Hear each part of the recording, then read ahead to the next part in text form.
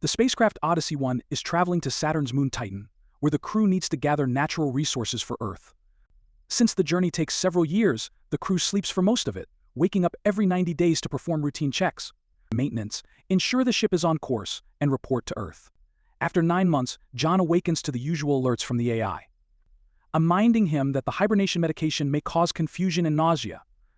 He tries to take a moment to recuperate, but Captain Franks tells him to get to work. After a quick shower, John joins Franks and Nash to check the systems.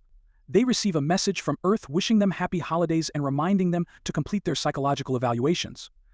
John also checks his personal inbox but is disappointed to find no messages. He starts thinking about his girlfriend Zoe and continues to do so during his psych evaluation. However, when the computer asks him what he misses the most, he replies, "Fresh air." He later admits to Nash that he has forgotten Zoe's last name, but Nash reassures him, saying it's normal confusion after waking up. Afterward, John continues his maintenance work and remembers the day he met Zoe at a party, which helps him recall her last name. Feeling more at ease, John and the others complete their work and send a message to Earth, stating everything is fine, before returning to their hibernation pods. As John drifts off to sleep, he remembers the day he saw Zoe for the second time, during a presentation about the Titan mission. The video showed how the ship would need to perform a slingshot maneuver around Jupiter to reach Titan. The resources found on Titan would be used as clean energy for Earth to combat the damage humans had inflicted on the planet. The next time John wakes up, he makes sure to eat well and exercise. While working later, he hears a voice calling his name and starts following it, but finds nothing. Suddenly, the ship begins shaking, the lights flicker, and the AI sends a warning. John watches screws fall from the ceiling, causing a panel to shake. When he reaches out to touch it, the panel falls and hits him on the head, knocking him out. John dreams of a weeping Zoe before he awakens to find Franks and Nash checking on him. They say they don't know what happened because John was the only one awake when it occurred. When John inspects the hole left by the fallen panel, he discovers that several of the ship's internal components have sustained heavy damage. The astronauts check the exterior video feeds and notice part of the hull is damaged. But they can't find the moment of impact on the recordings and no error messages were sent from Earth. They reset the power and the system, but everything appears fine. Franks decides to check the damage again, while John records a message for Houston explaining the situation. While doing so, John recalls his next meeting with Zoe at a cafe, where she helped him with a video game level he was stuck on. They ended up talking a lot, and John shared how he had no family, which was why he had a good chance of being selected for the Titan mission. In the present, Franks notes that since everything is operating well and there don't seem to be any threats to the crew, they should proceed with the mission as planned. Nash objects, arguing that it's too early to tell.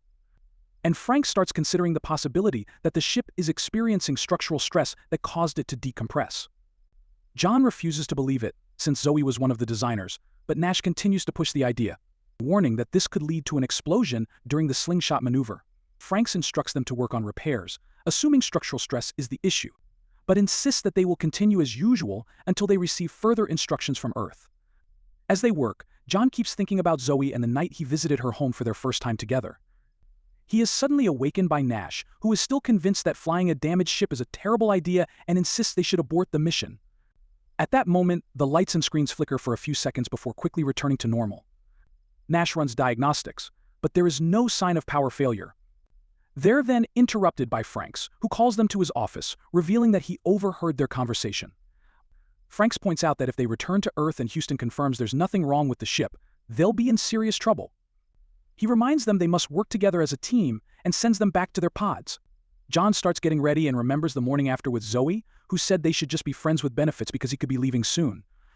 Nash approaches John again and tells him that instead of choosing 90 days of sleep, he should set 89 days and 12 hours. That way, they can wake up before Franks and do the slingshot in the opposite direction to return to Earth. However, John refuses, saying this is mutiny. A desperate Nash shares the story of a facility in Antarctica where the crew found a crack in the ice shelf approaching the station. They wanted to evacuate, but their commander threatened to kill anyone who tried to leave. When rescuers arrived later, the commander was missing, and the crew had died from a shot to the head. In the end, John gives in and agrees to help Nash, but only if they find proof of more damage when they wake up. As he sets his new timer, John reflects on his last months on Earth, recalling private moments with Zoe while acting professionally during Titan mission lectures. The next time John wakes up, he thinks he sees Zoe on the ship, but it's a hallucination. Nash comes to check on him, and John admits he's seeing things. Nash suggests it's another reason to return to Earth. The two go to the bridge but find no messages from Earth. After admiring Jupiter for a while, John tells Nash he doesn't want to follow his plan due to the lack of evidence, triggering an argument. They're interrupted by Franks, who had also woken up early. He sends Nash to work, and after a brief confrontation, shares a drink with John. Franks promises that if actual evidence of danger arises, he'll abort the mission. Meanwhile, Nash paces anxiously in the kitchen. When John arrives for a meal, Nash starts harassing him, asking for support, but John refuses. Nash loses his temper, yelling about the ship's damage. Franks arrives and confirms they can slingshot without Nash, as the necessary calculations are in the computer. Franks grabs Nash, telling him he'll report his insubordination to Houston. Later, John continues his day, still thinking about Zoe, until he takes a break to brood. Eventually, he returns to the damaged panel, now taped to the ceiling. Inside the hole, John finds sparking cables and suddenly the hull cracks open, pulling him toward the void. However, it's just another hallucination.